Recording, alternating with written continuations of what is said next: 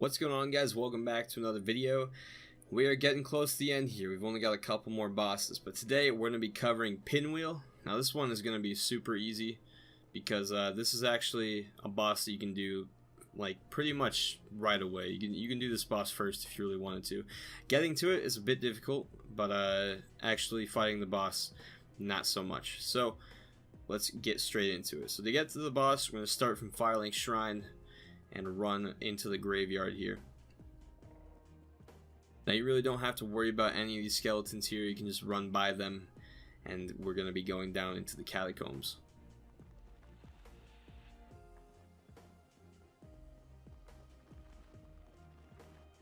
Let's head down these stairs here. Now when we get to the bottom, there's going to be this like floating skull thing. I think we encountered them down in New Londo Ruins, so you've probably seen them before if you're following along, but they will explode when you get close to them. There's also a skeleton on the stairs. Just stick close to the wall, that shouldn't be a problem. And run in here and drop down, and we're going to go left. There will be quite a few skeletons behind you.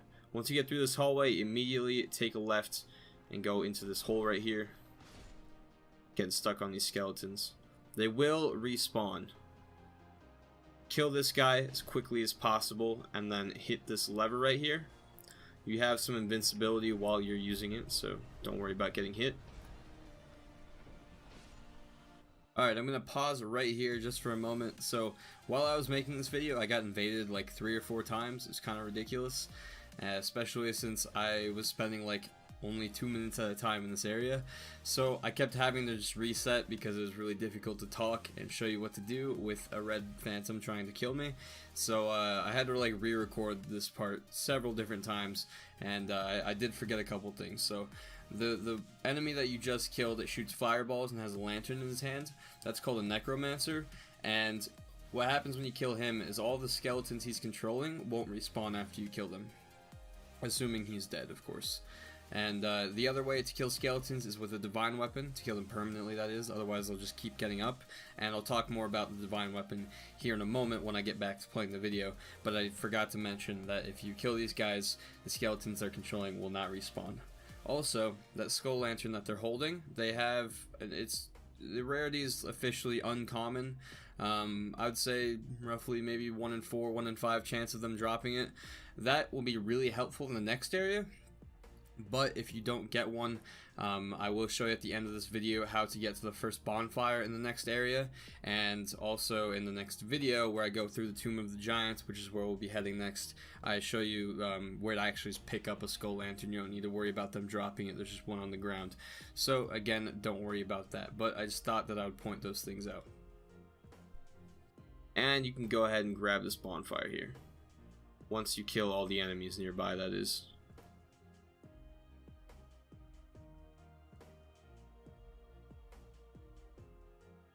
There we go.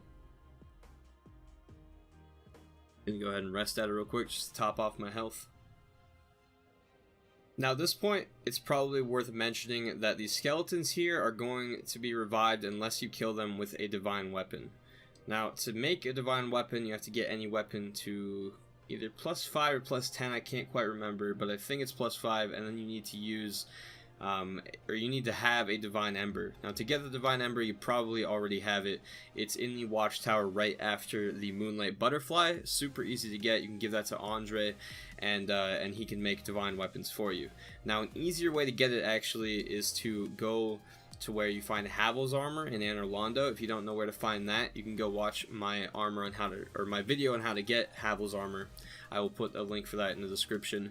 But you can get an occult club right there. Now an occult club is actually upgraded from a divine weapon. So what you can do is take this to a blacksmith and go to the modify section and actually revert this back to a divine club +5, I believe. And that is a super easy method. Okay, so despite the fact that divine weapons will really help with this area, especially if you're trying to clear it out and kill all the enemies here, they're pretty much all skeletons, so it's almost required.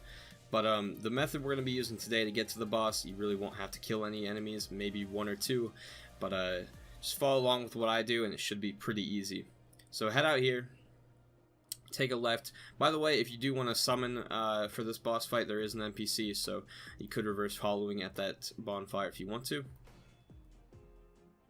Go ahead and just block these skeletons. They're going to try to roll at you. Kind of annoying, but if you have a shield, it shouldn't be any problem. Run up here, and then you can roll straight down onto this next platform. The skeleton hit me on the way down. That usually doesn't happen, but it is pretty common for a skeleton to follow you down here. And then there are also these exploding heads right here. Now this is like worst case scenario. There's most of the time not a single enemy will actually try to get you right there. So if you do want the summon, he will be located right here on this platform. If you're human, you'll see him obviously. There's also an item on this corpse right here, so if you can't see this platform to roll down on, just aim for the item. Next, you want to drop down carefully onto this platform here and hop down here. There's pinwheel skeletons, absolute nightmare. Do not let them hit you because they will just completely stun lock you. There's one coming. Nope, that's a regular skeleton. Let's see if I can try to get one to come over here and show you what they do. See this? See what they're doing to my stamina there? To my body? They are awful. Do not let them hit you. So you just go into the boss fight now. And to actually start, you want to jump down here. Now, you saw the blood stain over there. I cannot emphasize enough how bad the pinwheels are. They completely annihilated me. So, you can't just try to run for the boss fog, but I would be very, very careful that they don't come up behind you and stun lock you. I've only got 2 Estus left from this, from all the drops down on the cliffs, so that kind of sucks, but you probably won't need too much if you're fighting this boss at this point in the game.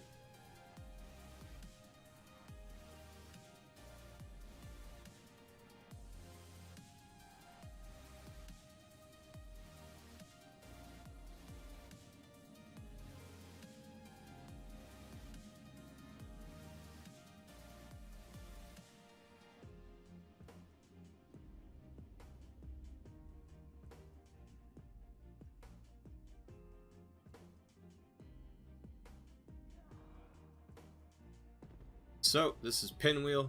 Take a tiny bit of damage from dropping down. The hardest part about him is that he'll make clones of himself. The clones are able to be killed in one hit, so they're not too big of a threat, but they do full damage, just like the regular Pinwheel. Now, if you are just paying attention, he's really easy to follow. And as you see there, this will really only take like 3 or 4 swings. So, his only attack is just these fire ball magic things, I don't know, and all of his clones will do the same. So just try to kill him as quickly as possible. Really not too much to it. There's the real one, and we're good. Now the most interesting part of the boss fight is actually the reward for it. You get the rite of kindling. By the rite of kindling, you may now kindle beyond the normal limits.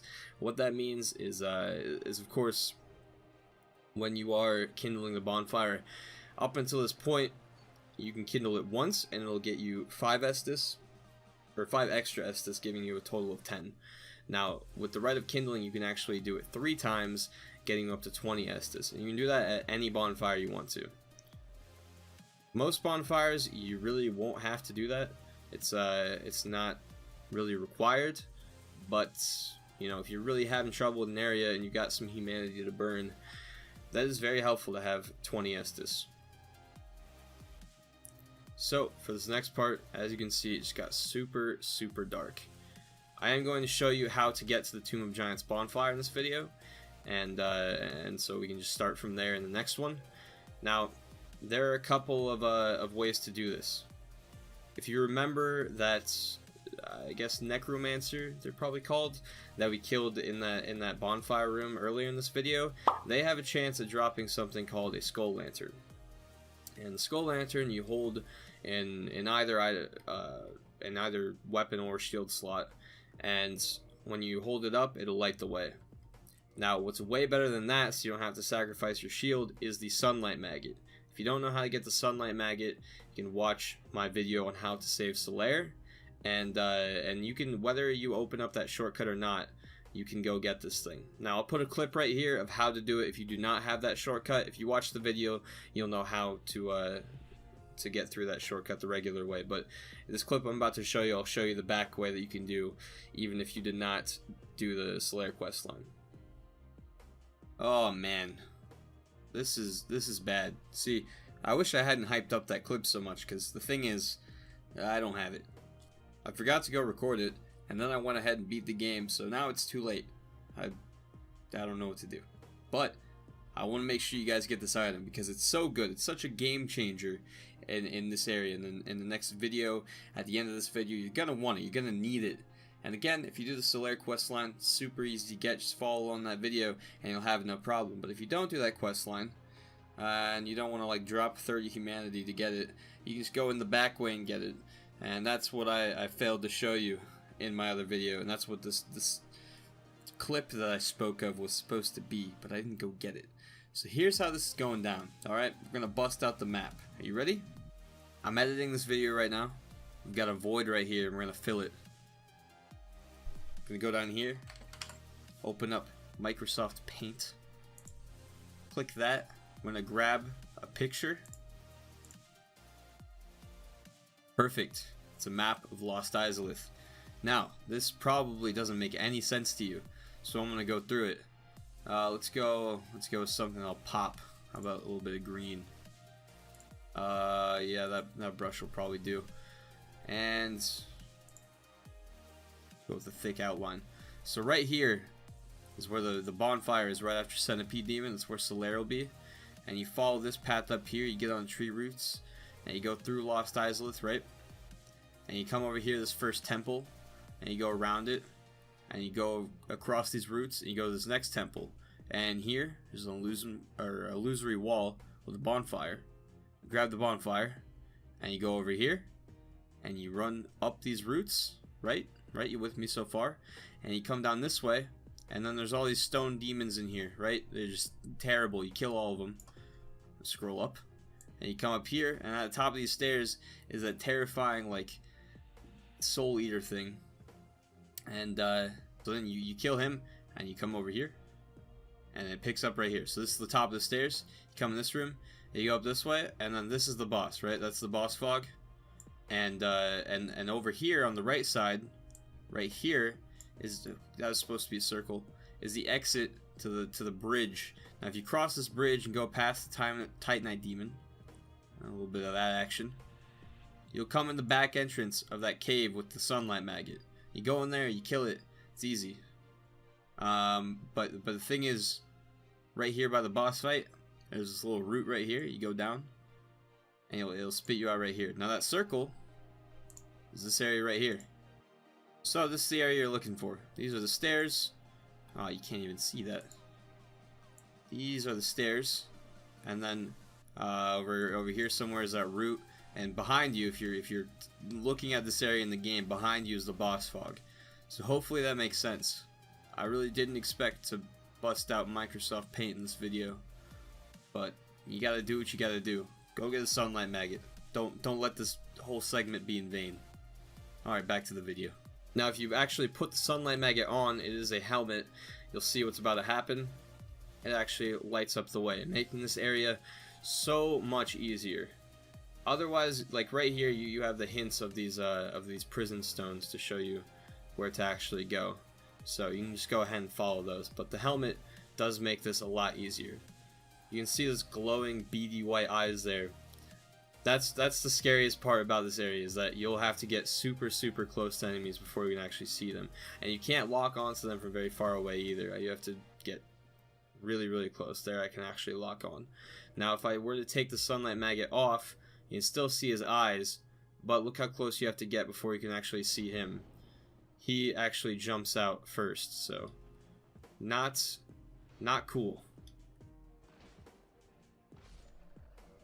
And those giant skeletons actually have the ability to kick you, so if you're near a cliff and they see you first, there's actually a pretty good chance that they would kick you off, which is just not fun.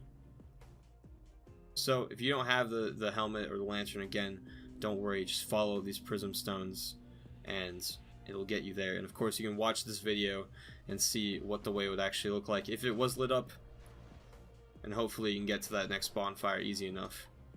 There are a handful of these large skeletons to deal with on the way, but nothing too drastic. They don't have a lot of health. They do hit pretty hard, but pretty easy to kill. Just slide down this ladder and the bonfire is right here. So this is where we'll pick up in the next episode. We're going to be taking on Gravelord Nito, and yeah, so see you guys then. Hopefully you enjoyed this video. Thanks for watching. See you in the next one.